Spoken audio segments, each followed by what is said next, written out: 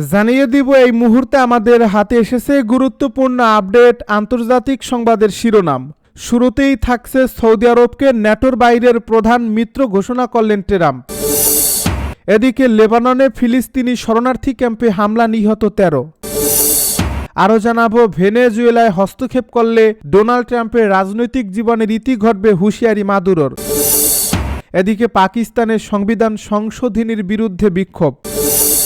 সব শেষে জানিয়ে দিব F-35 নিয়ে সৌদি আরব কি করবে।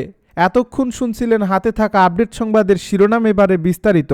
তবে তার আগে অনুরোধ রইল ভিডিওটিতে একটি লাইক এবং কমেন্ট করে জানিয়ে দিন ভিডিও সম্পর্কে আপনার মূল্যবান মতামত। আরও জানিয়ে দিন ভিডিওটি কোথা থেকে দেখছেন বা কোন জেলা থেকে দেখছেন। সৌদি আরবকে ন্যাটোর বাইরের প্রধান মিত্র ঘোষণা করলেন ট্রাম্প। সৌদি আরবকে সামরিক জোট ন্যাটোর বাইরের প্রধান মিত্র হিসেবে ঘোষণা করেছেন মার্কিন প্রেসিডেন্ট ডোনাল্ড ট্রাম্প। দুই দেশের মধ্যে নতুন কৌশলগত প্রতিরক্ষা চুক্তি স্বাক্ষরের পরেই ঘোষণা দিয়েছেন তিনি। ডোনাল্ড ট্রাম্প জানিয়েছেন সৌদি আরবকে প্রধান নন ন্যাটো মিত্র হিসেবে ঘোষণা করছে যুক্তরাষ্ট্র। বুধবার এক প্রতিবেদন এই তথ্য জানিয়েছে সংবাদ মাধ্যম TRT ওয়ার্ল্ড। স্থানীয় সময় মঙ্গলবার সন্ধ্যায় হোয়াইট হাউসে সৌদি ক্রাউন প্রিন্স মোহাম্মদ বিন সালমানের সঙ্গে ডিনারের সময় ট্রাম্প বলেন, আমরা সামরিক সহযোগিতাকে আরও উচ্চ পর্যায়ে নিয়ে যাচ্ছি। সৌদি আরবকে আনুষ্ঠানিকভাবে প্রধান নন ন্যাটো মিত্র হিসেবে ঘোষণা করা হচ্ছে। এটি তাদের জন্য খুবই গুরুত্বপূর্ণ। সংবাদ মাধ্যম বলছে, দুই দেশের মধ্যে নতুন কৌশলগত প্রতিরক্ষা চুক্তি স্বাক্ষরের পর এই ঘোষণা দেওয়া হলো। সৌদি সংবাদ মাধ্যম এটিকে দীর্ঘমেয়াদী প্রতিরক্ষা সহযোগিতা জোরদারের একটি বড় পদক্ষেপ হিসেবে উল্লেখ করছে, যা আঞ্চলিক শান্তি, নিরাপত্তা ও সমৃদ্ধিতে দুই দেশের যৌথ অঙ্গীকারকে প্রতিফলিত করে। হোয়াইট হাউসের বিবৃতি অনুযায়ী ক্রাউন প্রিন্সের ওয়াশিংটন সফরে যুক্তরাষ্ট্র ও সৌদি আরব বেসামরিক পারমাণবিক শক্তি ও প্রতিরক্ষা খাতে আরও কয়েকটি চুক্তিতে স্বাক্ষর করছে। মার্কিন প্রশাসন জানায়, দুই পক্ষ বেসামরিক পারমাণবিক শক্তি নিয়ে একটি যৌথ ঘোষণা অনুমোদন করেছে এবং এটি এই আগামী কয়েক দশক ধরে বিলিয়ন ডলারের সহযোগিতার আইনি ভিত্তি তৈরি করবে। হোয়াইট হাউস বলছে, এই সহযোগিতা পরমাণু অস্ত্র বিস্তার রোধের নিয়ম মেনে বাস্তবায়ন করা হবে। এছাড়া সৌদি ক্রাউন প্রিন্সের এই সফরে F-35 যুদ্ধবিমান সহ নতুন একটি অস্ত্র বিক্রি ও চুক্তিতে অনুমোদন দিয়েছেন প্রেসিডেন্ট ট্রাম্প। লেবাননের দক্ষিণে ফিলিস্তিনি শরণার্থী ক্যাম্প আইন আল হিল ওয়েহো ইসরায়েলি ড্রোন হামলায় কমপক্ষে 13 জন নিহত হয়েছে বলে দেশটির স্বাস্থ্য মন্ত্রণালয় জানিয়েছে। মঙ্গলবার সাইদার উপকণ্ঠে একটি মসজিদের গাড়ি পার্কিং এলাকায় থাকা একটি গাড়িকে লক্ষ্য করে হামলা চালানো হয়। এতে অন্তত 4 জন আহত হন এবং তাদের স্থানীয় হাসপাতালে নেওয়া হচ্ছে, খবর আল জাজিরার। ইসরায়েল দাবি করছে এই হামলাটির লক্ষ্য ছিল ক্যাম্পে সক্রিয় হামাস সদস্যরা। তবে হামাস এ দাবি অস্বীকার করে বলছে, ক্যাম্পে তাদের কোনো প্রশিক্ষণ কেন্দ্র নেই এবং এই হামলা ছিল নিরীহ মানুষের উপর বর্বর আগ্রাসন ও লেবাননের সার্বভৌমত্ব লঙ্ঘন। 2023 সালের অক্টোবর থেকে গাজা যুদ্ধ শুরুর পরদিন হিজবুল্লাহ ইসরায়েলের দিকে রকেট হামলা শুরু করলে সীমান্ত উত্তেজনা আরও বাড়ে। 2024 সালের নভেম্বরে যুক্তরাষ্ট্রের মধ্যস্থতায় যুদ্ধবিরতি হলেও ইসরায়েল এর পরও নিয়মিত লেবাননে আক্রমণ চালিয়ে যাচ্ছে। লেবাননের হিসাব অনুযায়ী যুদ্ধবিরতির পর থেকে ইসরায়েলের হামলায় 270 জন নিহত ও 850 জনের বেশি আহত হয়েছেন। ভেনেজুয়েলায় হস্তক্ষেপ করলে ট্রাম্পের রাজনৈতিক জীবনের ইতি ঘটবে।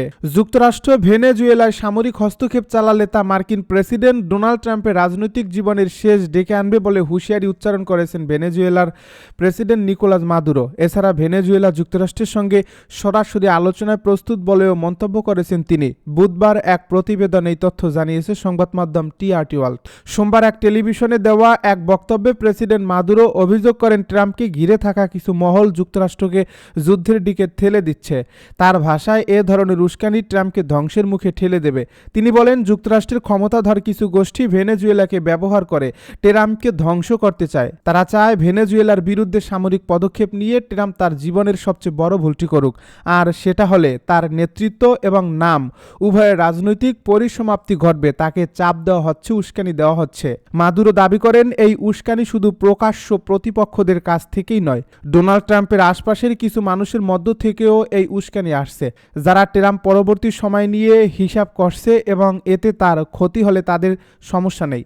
মাদুরো বলেন, তিনি জানেন না এসব শত্রু কারা, আর জানলেও কারোর নাম প্রকাশ করবেন না। তিনি আরেকবার জানিয়ে দেন ভেনেজুয়েলা যুক্তরাষ্ট্রের সঙ্গে সরাসরি আলোচনায় প্রস্তুত। তার সরকারের অবস্থান অপরিবর্তিত, কূটনীতি ও মতৈক্যের পথেই সমাধান খুঁজে পাওয়া।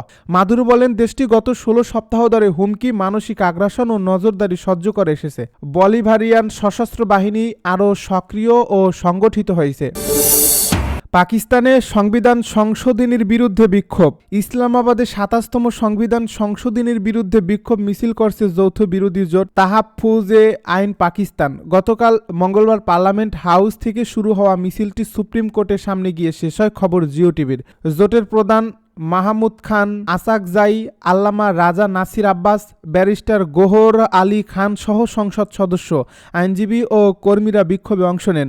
শান্তিপূর্ণভাবে সমাপ্ত এ কর্মসূচির পর টিটিএপি দেশ জুড়ে ব্ল্যাক ডে পালনের ঘোষণা দেয়।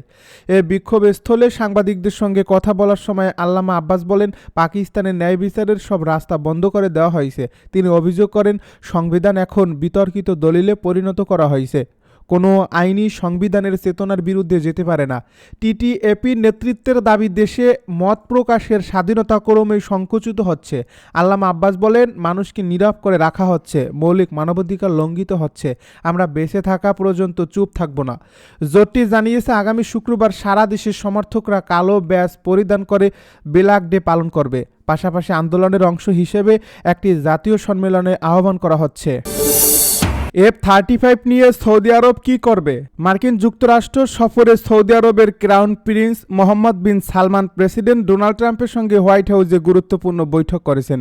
এ সফরের সবচেয়ে আলোচিত ইস্যু ছিল সৌদি আরবের বহুল প্রত্যাশিত মার্কিন F-35 যুদ্ধবিমান ক্রয়ের উদ্যোগ। দীর্ঘদিন ধরে সৌদি আরব এই অতি আধুনিক বিমান কিনতে চাইলেও ইসরায়েলের সামরিক আধিপত্য নীতি বজায় রাখার যুক্তিতে ওবামা ও বাইডেন প্রশাসন বিক্রিতে সম্মতি দেয়নি। তবে এবার ট্রাম্প প্রশাসন ইঙ্গিত দিয়েছে যে রিয়াদ F-35 পেতে পারে। F-35 হলো যুক্তরাষ্ট্রের লকহিড মার্টিনের তৈরি উন্নত স্টেলথ ফাইটার জেট, যা রাডারে শনাক্ত করা কঠিন দূরপাল্লার আঘাত হানতে সক্ষম এবং আধুনিক যুদ্ধক্ষেত্রে আকাশে আধিপত্য প্রতিষ্ঠার মতো প্রযুক্তিতে সজ্জিত। বর্তমানে যুক্তরাষ্ট্র, কানাডা, যুক্তরাজ্য, ইতালি, নরওয়ে, অস্ট্রেলিয়া সহ কয়েকটি দেশ এই বিমান ব্যবহার করছে। সৌদি আরবের দাবি, F-35 হাতে পেলে তাদের বিমান বাহিনীর সক্ষমতাও অন্য মাত্রায় পৌঁছাবে। ইরান সহ আঞ্চলিক প্রতিদ্বন্দ্বীদের মোকাবিলা, ভবিষ্যতের সংঘাতে শক্ত অবস্থান নিশ্চিত করা এবং মধ্যপ্রাচ্যে সামরিক প্রভাব বাড়ানোই তাদের মূল লক্ষ্য। বিশ্লেষকদের মতে, বিশ্বের অন্যতম বৃহৎ অস্ত্র আমদানিকারক দেশ হিসেবে রিয়াদের সামরিক বহরে F-35 যুক্ত হওয়া হবে বড় প্রযুক্তিগত পরিবর্তন। এই বৈঠকের পর প্রেসিডেন্ট ট্রাম্প জানান, তিনি সৌদি আরবকে ইসরায়েলের সমমানের F-35 বিক্রির পক্ষে। এটি দীর্ঘদিনের মার্কিন নীতির বড় পরিবর্তন, কারণ ওয়াশিংটনের নিরাপত্তা নীতিতে মধ্যপ্রাচ্যে ইসরায়েলের সামরিক প্রাধান্য বজায় রাখার অঙ্গীকার ছিল।